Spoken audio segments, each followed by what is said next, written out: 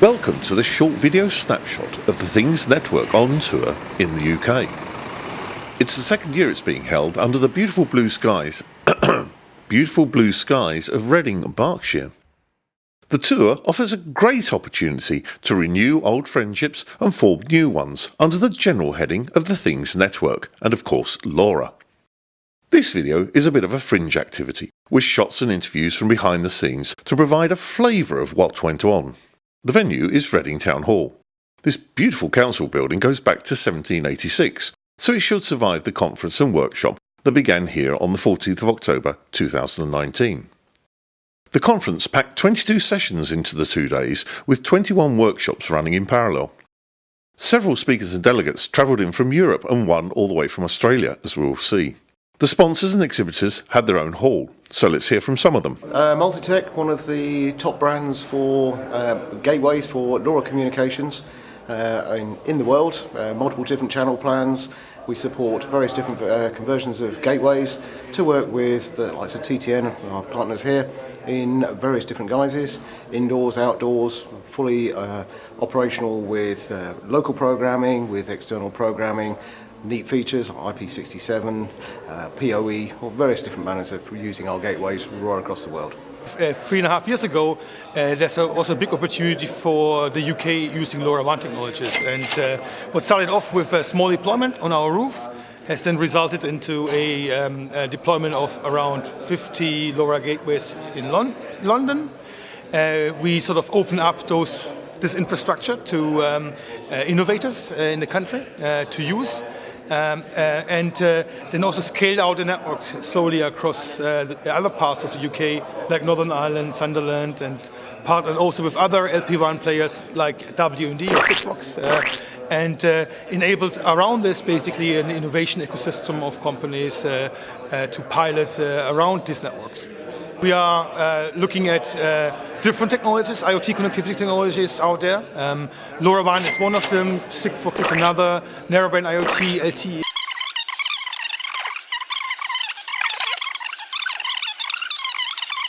Connected solutions. Yeah, the main point is to bring customers a complete solution from the end device to the cloud through the gateway and securing the whole chain, either at the end device point of view, at the network application server point of view, but also during the manufacturing phase, the logistic, and solving all the issues that can be seen by a product manufacturer. So this is why we are here to present our trust platform that do deliver trusted, secure elements from the end device to the cloud. Merci. De rien. I'm from a company called Alliot Technologies, based in Huddersfield in the UK. We're a distributor of LoRaWAN hardware products, such as current gateways, network sensors and all that kind of thing. No, we don't actually make any hardware ourselves, so we choose the kind of what we call the best-in-class products and stock them in the UK, distribute them to resellers throughout mostly UK and Ireland, but we do have quite a bit going into Europe as well. It's going very well. We have our first satellite in space now and it's operational and it works. That's the most important thing, and we're on schedule for 3 more later this year, and with those 3 more we can start making trials with use cases and customers to bring actual use cases on the Lacuna network. So we're very excited that we finally got to this point. So far it's all happening, and we've made the first step. That was the most scary part, because we're doing something that's new in so many aspects, and before we thought it was going to work, but we were never sure, and now actually it works. I can send messages from my home to the satellite, and from Rob's home, and from Africa, and that's the exciting part. So we are from Tectelic, a Canadian company, end-to-end solutions in LoRaWAN. We're here today to talk with members of Things Network, meeting lots of customers and partners that are present here, and showcasing our sensor technology and our gateways that are on display here today. So yes, it's our first time here and first time exhibiting here. It's been really good. So the first day was absolutely rammed. We had hundreds of people coming past asking questions and looking at kit and playing with things. So yeah, it's been fun, and we'll definitely be back next year. How have you found it today? Okay. How do you deal with an interviewee like this? You go to the next person. I'm here because I sell LoRa things. My store, you can buy any LoRa sort of stuff from us. And this is the first time you've been to a TTN event? It is, yes, this is my first. Oh, excellent. So you're a TTN virgin? Yes. Excellent, good. Well, I hope it's an excellent event for you. I must say, this new straight, the valve here, plugs into a nice little board, and it is... Oh, it can deal with anything. The idea is you can have this set on your sprinklers or a lot of other industrial settings, and you can turn off and on your sprinklers for the LoRaWAN, for example, or things like that. If you need to keep your soil at right moisture level, you can use it for that as well. Okay, I'm here to talk about the vetting and what we've been doing with the Smart City project and how we've put challenges out to the local community and the tech community to try and address real challenges that local authorities across Berkshire are facing. So we're trying to bring the tech together with the real world problems.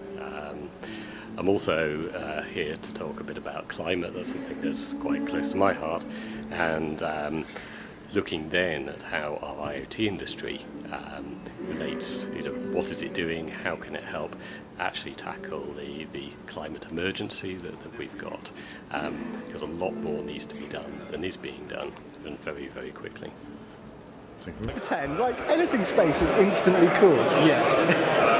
What are the limit switches for? So that's actually when the satellite comes out of the rail, those open up and it's powered up. So it's the launch system effectively. And then the panels, after 30 minutes they open up. They're actually smallest deployable panels ever developed. Oh, they're so cute. Those open up. In general, it's one of the smallest satellites ever launched into space. Yeah, I've not seen them this small. What's the launch cost on something this small? 10,000 to 25,000 euros. So it's not super cheap, but it's much cheaper than a CubeSat. So first of all, this is a lovely place. Mark and Emily did great organizing this. I really enjoy the content. There's a lot of stuff here, and the business activity this year is quite active. Like with companies like Microchip and Arrow, they really gathered a very nice business ecosystem here. And when I talk to like the integrators, the systems integrators, they invited to contribute here. They have all these use cases that are active and they're delivering value to their customers. So I'm really amazed by how this is small man anymore then? Sorry? Is this a place for the small man anymore? So the TheThingsNetwork and LoRaWAN, I think out of every digital ecosystem is for big and small. I think that's the beauty about virtual products, right? It doesn't really matter if you're a big company or if you're just on a Sunday hobbyist. You have the same keyboard and you have the same laptop, and you can almost build a similar thing. So I don't think it's a relevant question. Well, it's told me. The two workshop sessions covered every area of interest, from security to ultra-low power operation, radio propagation to antenna design, and sensors through to back-end databases and information handling.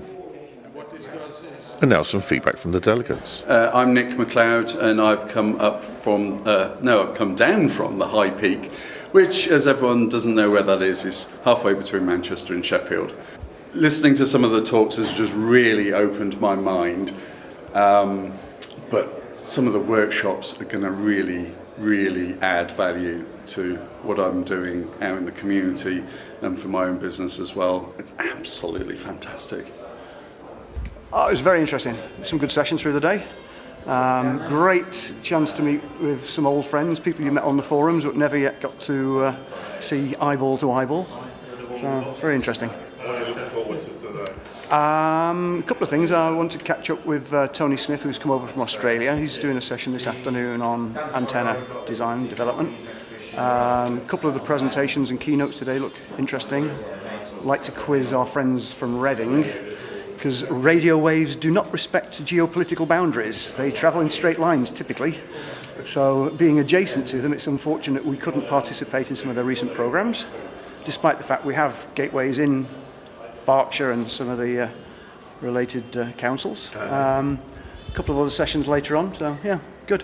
My name's Nick Birkinshaw from TheInnovation. I'm one of the speakers at the Things Conference. I was very impressed by the level of interest, the actual activity, the variety of presenters in the main room, the quality of the speakers, very good. Personally, I was impressed that people wanted to see my speech, so my workshop, so that was good. And today you're running a workshop on what? So I've got 2 sessions, and it's all about people get into using their node with the Things Network. They see the data in the console, but they wonder about what to do next. Many people use third-party solutions to act as databases. What I'm showing is how to create your own connection over MQTT into a database and then present your data from that database in a web page as a chart. Using Node? Using Node. Node, I understand. Okay. So it's Node.js. So basically I show people JavaScript examples both on the server and on the client. I really believe in that you should understand the whole content of what you're doing rather than relying on third parties. Because at least if you start my way, you then understand the implications when you move to a third party. My philosophy entirely. I try and get everyone to do everything on the Raspberry Pi. Which is yes, yeah. It's nice to get that working. Well, best of luck. Thank you very much indeed. Annette Howarth, Reading. Well, to my enormous surprise, I not only enjoyed it, but I've actually understood some stuff. When I first booked in, when Mark Stanley sent the information round about it, I emailed him and said, I've booked in, but I won't understand a thing, but it'll do me good. But actually, the talks have been very clear. I got a bit lost on the cryptography yesterday, but apart from that, I think it's really, really positive. And I've made some good contacts already, which is fantastic. Conference is great fun, sitting here working with people that I've known for the 4.5 years that LoRa has been around, or LoRaWAN as it's been around. Old faces, new faces, people coming in to learn. Absolutely great fun and a fantastic partnership to see everybody here again.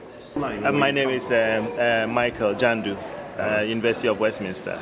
Right. Yeah. Nice and close. Yeah, sure. Could have your views about yesterday? Well, yesterday was really exciting, especially the workshop. I was really impressed. It was really practical. I had a chance to set up my first IoT device to collect data and to move on to the other phase of being able to process it and use it for whatever. And it's really interesting that I could even have set up IoT in my own house, to collect data about temperature, humidity, and other devices in the house, which I thought was really good. Apart from the wonderful presentations that we had, and I'm looking forward to another exciting session today. Very good. Yeah, very informative. Reinforced the Norwich one that we went to last October, and coming from Norfolk, we're still totally engaged and wanting to do good stuff with LoRaWAN in our county. So yeah, ticks all the boxes. Take note of that, Cardiff. We had a great time yesterday at the Things Conference UK. We had speakers from Microsoft, from Technical Nature and a few other organisations talking about everything from machine learning on the edge right the way through to how you can design things more efficiently in a world that doesn't really need more stuff. The workshops were incredibly popular. We've had some great feedback on that as well, and especially the ones where you got to take things home with you and connecting them to the Things Network. And yeah, the lunch was pretty spot on. And what about today? So today we're focusing more on the community side of things. The speakers we've got include Yang Yongboom, we've got Reading Council, we've got Norfolk Council. We're running workshops on Data Science 101, and we're also looking at how you can build your own antenna for a LoRaWAN network. The spotlight in the background, God, does that make you look powerful? I bet. I bet it's an awesome profile for you. How did it go yesterday, Mark? I really enjoyed it yesterday. I thought it was fantastic.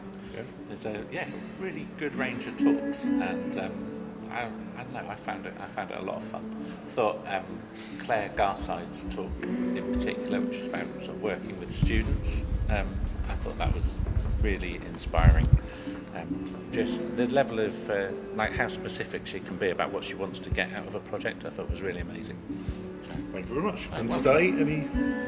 What am I looking forward to today? Well, obviously I'm looking forward to Reading talking because I'm here in Reading and Rob's behind you. But I'm, to be honest, I'm most excited about a guy called Julian Fernandez who's coming over from Madrid, 16-year-old chief executive of a company that is putting LoRaWAN into satellites, which I think get launched this month.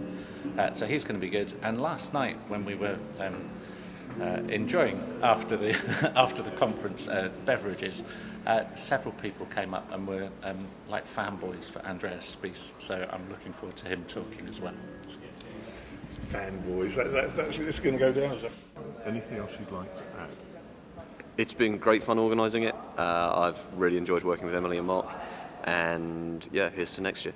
So here we thank our three heroes, Emily, Mark and Matt, and hope to see you all at the next event.